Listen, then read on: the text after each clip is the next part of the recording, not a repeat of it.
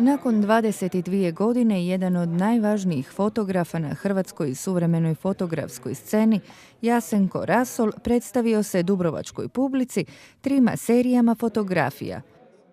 Riječ je o napuštenim i devastiranim objektima iz perioda bivše Jugoslavije, a to je politička škola Josip Broz Tito u Kumrovcu, to je Brod Galeb koji je u Rijeci i turistički kompleks Haludovo. A ono što je zapravo objedinjuje sve 3 serije je ta neka priča o entropiji, o propadanju koja na nekoj simboličnoj razini govori možda o širem društvenom kontekstu.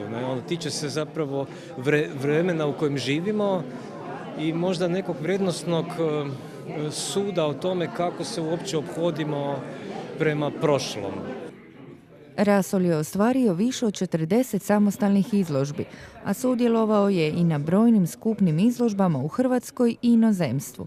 O njegovom radu izdano je 5 fotomonografija, a jedan od motiva njegovih fotografija je onaj distopijski. Jer sam na neki način sam sa objektom koji snimam.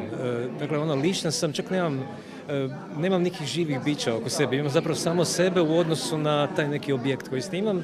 I to mi je neki meditativni proces koji mi je kao jako drag i ugodan.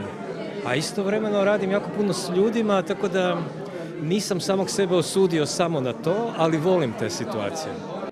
Izložba za sve posjetitelje ostaje otvorena do 13. siječnja 2019.